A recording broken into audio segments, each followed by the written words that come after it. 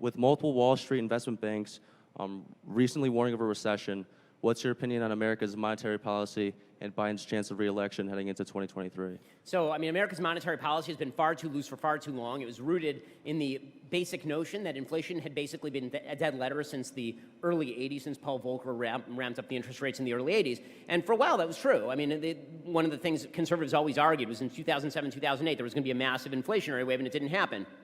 And this time, you had some conservatives saying there will be a massive inflationary wave, and you had people on the left saying, no, don't worry, you can just keep borrowing and spending no matter how much money, just create the fake money on a computer somewhere, and it'll be totally fine. And, of course, that is not what has happened. I think that the inflationary policies that have been pursued by the Fed, it's going to be very difficult to get away from those inflationary policies, which are the product of quantitative easing really over the course of the last decade and a half. It's going to be hard to do that without rapidly ramping up interest rates to the point where we tip over into a recession, which is, I think, what most economists are saying right now. I think that combined with the superheated spending policy of the Biden administration, which spent $7 trillion last year. Yeah. I mean, in a time when you didn't need to make that spending. There was an argument that you needed to do some of that spending when the pandemic was sort of at its height. Joe Biden entered office, there was a working vaccine, and by April, a huge number of people who were the most vulnerable, the majority of the people who were most vulnerable, people like my parents, about 65, virtually all of those people had the opportunity to get vaccinated, at which point we should have gotten back to work. Instead, we blew trillions of dollars more into the economy. So it seems to me that the inflationary pressures are going to continue for the next,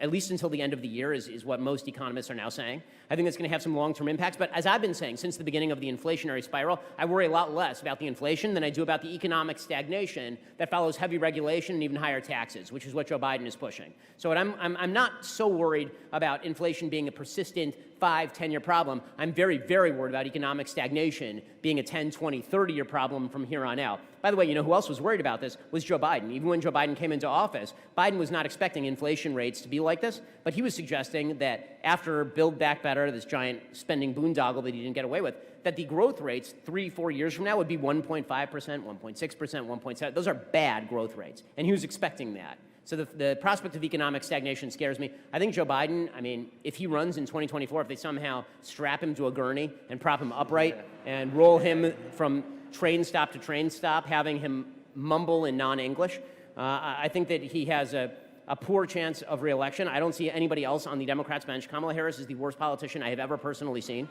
She makes...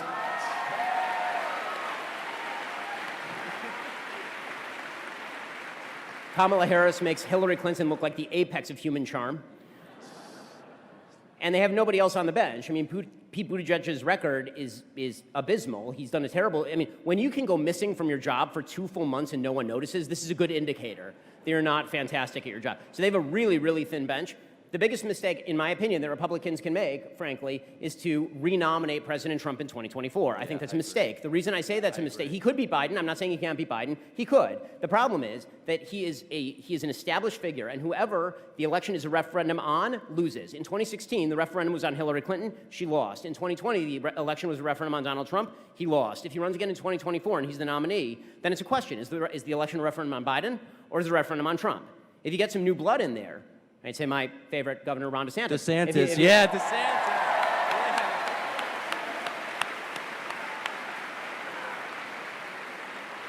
Governor DeSantis knows how to fight, he knows where to fight, and he doesn't have anything remotely like the baggage that Trump had, mainly because, I mean, Trump had to drag like a 727 filled with baggage everywhere he went.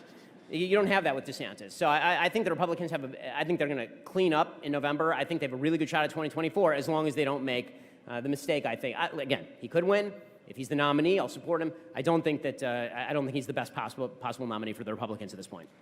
Thank you for that.